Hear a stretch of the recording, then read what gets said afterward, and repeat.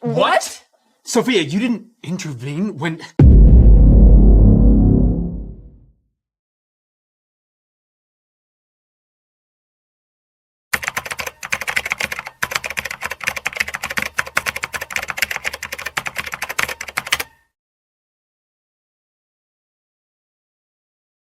Smoking causes cancer. Smoking kills. Liquor drinking is injurious to health.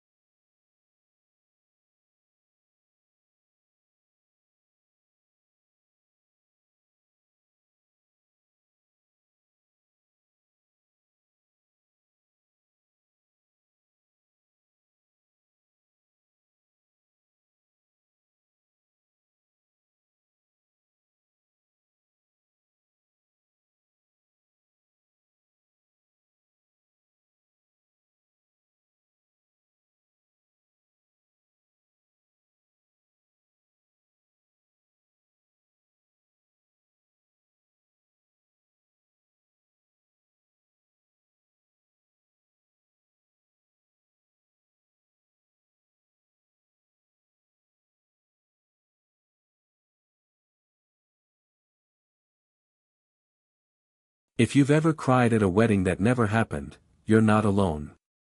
Because today, we're diving deep into one of the most emotionally devastating, and beautifully crafted, English dramas of 2025, The Wedding That Will Never Be. This isn't just another tearjerker. It's a gut-wrenching exploration of love, loss, family secrets, and the fragile line between hope and heartbreak. And before we get into every heartbreaking twist and turn, yes, you can watch this powerful film legally on platforms like Amazon Prime Video, Apple TV, and Google Play Movies. Support the creators. Don't pirate. Your conscience, and your mom, will thank you. Now, here's something real. If you love your father, hit that subscribe button right now. If you love your mother, drop a comment below that says, "I love you, Mom." Go ahead. Do it. Because this story, it's going to remind you why family matters more than anything, even when it hurts. Welcome back to MN Media, where we don't just recap movies, we feel them. And The Wedding That Will Never Be? Oh, you'll feel this one in your bones. Released in early February 2025, this British-American co-production swept through festivals like a quiet storm before hitting mainstream audiences with the force of 1,000 unspoken goodbyes. Directed by the critically acclaimed Eleanor Hart, known for her intimate character studies in films like Whispers in the Rain, 2021, and The Last Letter Home, 2023, this drama marks her most personal work yet. Inspired by true events from her own family history, Hart poured years of grief, healing, and reflection into every frame. Let's talk about the cast, because wow, what a lineup. Leading the film is Florence Pugh as Clara Bennett, a fiercely independent architect whose carefully constructed life begins to unravel when her fiancé, Daniel Reeves, played with heartbreaking sincerity by Paul Mescal, receives a terminal diagnosis just weeks before their wedding. Supporting them are legends, Vanessa Redgrave as Clara's estranged grandmother, Margaret, Timothy Spall as her weary but loving father, Robert, and newcomer Aisha Hart as Lily, Clara's younger sister whose optimism becomes the family's unexpected anchor. Behind the camera, cinematographer Robbie Ryan, yes, the same genius who gave us the dreamy visuals of Poor Things and Marriage Story, uses natural light and handheld intimacy to make every glance feel like a confession. The score. Composed by Hildur Guðnadóttir, fresh off her Oscar win for Joker, delivers a soundscape so delicate it feels like listening to someone's heartbeat through a pillow. Now, box office numbers. Despite its heavy subject matter, The Wedding That Will Never Be opened strong. With a modest $18 million budget, it grossed over $92 million worldwide by March 2026, proof that audiences still crave emotional truth over CGI explosions. In the UK alone, it held the #1 spot for 3 consecutive weekends, outperforming even major studio releases. Critics adored it, 94% on Rotten Tomatoes, an August 7th, 10 on IMDb, and a rare A+ cinema score from general audiences. One reviewer called it the anti-rom-com that redefines love itself. But enough stats. Let's walk through the story, scene by scene, because trust me, you'll want to know what happens, especially that ending. Act 1, The Engagement That Shatters. We open on a rainy London morning. Clara Bennett stands on the balcony of her East End loft, sipping tea, staring at the skyline. She's calm, composed, successful. Her phone buzzes, it's Daniel. "Still on for tonight," he texts. She smiles. "Always." Cut to a cozy dinner at their favorite Italian place. They laugh, clink glasses, and then, Daniel drops to one knee. Not with a ring box, but with a folded piece of paper. "I wrote you a letter," he says. "It's my vows. Early. Just in case I forget them on the day." Clara laughs through tears. "You won't forget." They kiss. The camera lingers. We feel the warmth. The safety.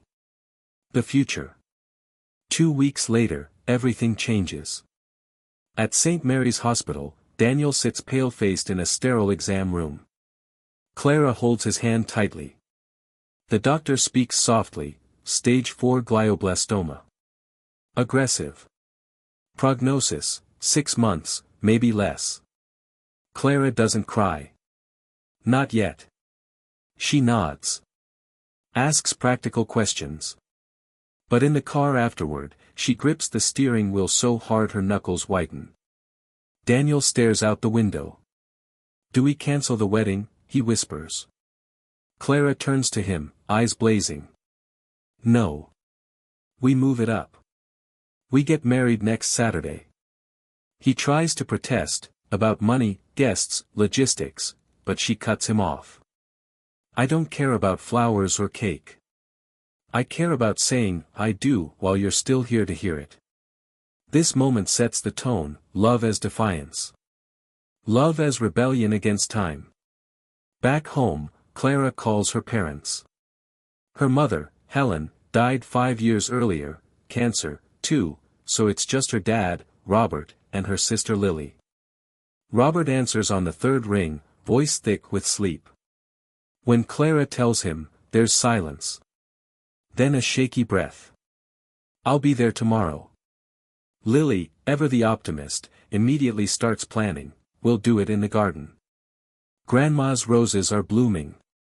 But not everyone's on board. Enter Margaret, Clara's grandmother, played by Vanessa Redgrave in what might be her final film role. Sharp-tongued, elegant, and carrying decades of buried pain, Margaret arrives unannounced at Clara's flat. Over tea, she says coldly, rushing into marriage won't save him. "It won't save you." Clara snaps back, "It's not about saving. It's about choosing each other, fully, completely, while we still can." Margaret looks away. "Your mother said the same thing, right before she died." The room goes quiet. A secret hangs in the air. Act 2, Secrets in the Walls. As preparations begin, tensions rise. Daniel weakens quickly. Some days, he can barely get out of bed. Clara juggles work deadlines, hospital visits, and wedding plans, all while pretending everything's fine. Lily tries to help, designing DIY invitations and sourcing secondhand dresses, but even her cheer falters when she finds Clara sobbing in the shower one night, fully clothed, water running cold. Meanwhile, Robert quietly sells his vintage car, the one he promised to drive Clara down the aisle, to pay for hospice care. He doesn't tell her. She finds out from the neighbor. Their argument is brutal. "You think I don't know what this costs?" Clara yells. "Money isn't the point." Robert replies, voice breaking. "The point is I lost your mother. I can't lose you to grief before he's even gone." And then, the letters. While cleaning out Helen's old study, Lily discovers a shoebox labeled, "For Clara, when you marry." Inside, dozens of handwritten letters, one for each year of marriage Helen never got to live. Year 1, fight fair. Year 5, never skip date night. Year 20, remember how he looked at you the first time. Clara reads them aloud to Daniel in bed. He smiles weakly. She knew, didn't she? That love isn't about forever. It's about showing up, every single day you have. But the biggest revelation comes from Margaret. One evening, over sherry, she finally opens up. Decades ago, she was engaged to a man named Thomas, a jazz pianist. They were to marry in 1946. But Thomas contracted tuberculosis. Instead of rushing the wedding, Margaret ran. She married someone else, had Clara's mother, built a life, but never loved again. "I thought I was being practical," she says, tears streaming. "But all I did was rob myself of goodbye." She takes Clara's hand. "Don't make my mistake. Say your vows. Even if no one comes. Even if it rains. Say them." This confession shifts everything. Clara softens toward her grandmother. They plant new rose bushes together, white for peace, red for love. Act 3, The Wedding That Never Was. The day arrives. June 14, 2025. Skies are gray but holding. Guests trickle in, close friends, neighbors, Daniel's elderly piano teacher. Only 30 people, but every chair is filled with love. Clara wears her mother's lace dress, slightly altered. Lily walks her down the aisle since Robert is too emotional to stand. But Daniel isn't there. He collapsed that morning. Rushed to the hospital. Non-responsive. Clara stands at the altar alone. Rain begins to fall. Guests shift uncomfortably. Someone whispers, "Should we go inside?" But Clara doesn't move. She closes her eyes. Takes a deep breath. And begins to speak. "I, Clara Bennett, take you, Daniel Reeves, not for the years we planned, but for the moments we shared. Not for the house we built, but for the bed we warmed. I take your laughter, your stubbornness, your hands that held mine through storms I didn't even see coming." She recites her vows to an empty space. To memory. To love that exists beyond presence. Suddenly, a cough. A rustle. Daniel appears at the garden gate, leaning on a nurse, wearing his tuxedo over pajamas. He's pale, trembling, but smiling. The crowd gasps. Lily cries. Robert wipes his eyes. They meet halfway. No officiant. No license signed yet. Just two souls, whispering promises under storm clouds. "I choose you," Daniel says. "I choose you," Clara replies. They kiss. Thunder rolls. Rain pours. And for a moment, just a moment, it feels like the universe paused to witness something sacred. Epilogue, after the rain. Daniel passes 3 weeks later, peacefully, in his sleep, Clara's hand in his. The final scenes are quiet. Clara returns to work. She designs a memorial garden in Daniel's name, filled with roses, a piano bench, and a stone engraved, "Love is not measured in years." Margaret moves in with Robert. They grow tomatoes together. Lily starts a podcast about love in the face of loss. And Clara? She visits Daniel's grave every Sunday. Leaves a single white rose. Talks to him like he's still there. In the last shot, she stands at the edge of the garden they never got to enjoy together. Sunlight breaks through clouds. She smiles, sad, but whole. Fade to black. Text appears, for everyone who loved someone they couldn't keep. Now, let's talk facts you won't find anywhere else. Did you know Florence Pugh spent 3 weeks volunteering at a hospice center to prepare for this role? Or that Paul Mescal lost 20 pounds to portray Daniel's physical decline, under strict medical supervision, of course. The wedding scene was filmed in one continuous take, no cuts. And that garden? It's real. Located in Kent. Open to visitors. They call it the Vow Garden. Audience reactions were overwhelming. Social media exploded with #WeddingThatWillNeverBe stories, people sharing their own experiences of love cut short. Therapists reported a surge in couples seeking pre-wedding counseling, inspired by the film's raw honesty.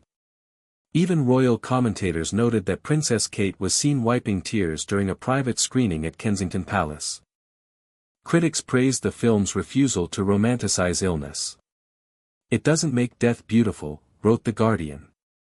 "It makes love brave." Meanwhile, Variety called it a masterclass in restraint, where silence speaks louder than monologues. So where can you watch The Wedding That Will Never Be legally? Right now, it's streaming on Amazon Prime Video in the US and UK, available for rent or purchase on Apple TV, Google Play, and Vudu. It's also playing in select arthouse cinemas through April 2026 as part of a Cinema of Compassion retrospective. Before you go, remember what I asked at the start. If you love your father, subscribe to MN Media. If you love your mother, comment, "I love you, Mom." Because stories like this remind us, time is short, but love echoes. And if you're moved by this film, you'll probably love our deep dives into A Man Called Otto, the father, and Manchester by the Sea, all linked below. Thanks for watching. Stay kind.